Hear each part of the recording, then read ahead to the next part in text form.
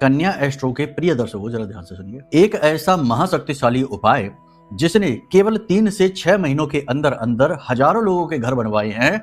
जी हाँ, आपके जीवन की ऊर्जाओं को ऐसा व्यवस्थित किया है कि खुद का मकान, खुद का घर 3 से 6 महीने के अंदर अंदर 100% बनता ही बनता है।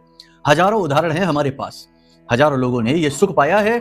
अब बारी है कि आप भी पाएं। जी हाँ, एक ऐसा महाशक्तिशाली उपाय आपको हम बताए देते हैं जो आपके जीवन के हर एक दुख को तो दूर करेगा ही करेगा, साथ ही साथ आपको खुद का मकान, खुद की प्रॉपर्टी का सुख भी ला कर देगा। ध्यान से सुन लीजिए। लेकिन उससे पहले आपको हम बता दें कि कुंडली को भी दिखवा लो, क्योंकि कुंडली में यदि शनि की स्थिति अच्छी नहीं है, शुक्र मंगल की स्थिति अच्छी नहीं है, तो लाख कोशिश कर लेना, मकान भी बन जाएगा लेकिन मन का चैन सुकून खराब हो जाएगा, जिंदगी भी नर्क जैसी महसूस होने लगेगी। तो कहने का मतलब यह है कि कुंडली का आकलन कराने से न केवल शनि बल्कि अन्य सभी ग्रहों की भी ऊर्जाएं व्यवस्थित होती हैं और नए मार्ग खुलते हैं।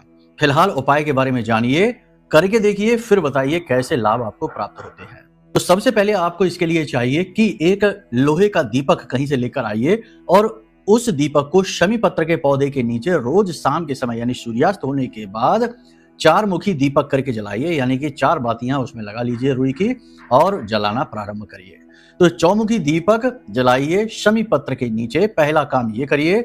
दूसरा कि पुरखे पूर्वजों की जमीन से मिट्टी थोड़ी सी लीजिए और नजदीक के मंदिर में जाकर जो हवन वेदी होती है उसमें अंदर की ओर उस मिट्टी का गाय का गोबर मिलाने के बाद लेपन कर दीजिए।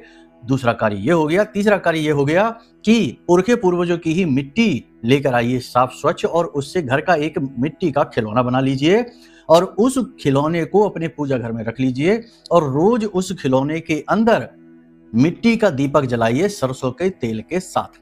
प्रतिदिन आपको ये क्रिया करनी है और रोज इस क्रिया को करना प्रारंभ कर दीजिए। हवन वेदी में मिट्टी तो एक ही बार लगानी है, बाकी दीपक जलाने की क्रिया आप रोज करिए। करके देखिए, फिर बताइए कैसे लाभ आपको प्राप्त हुए। मकान बना कि नहीं बना? 100% बनेगा, हमें पूर्ण विश्वास है। प्रेम से बोलिए जय माई की, जय मां बगलामुखी।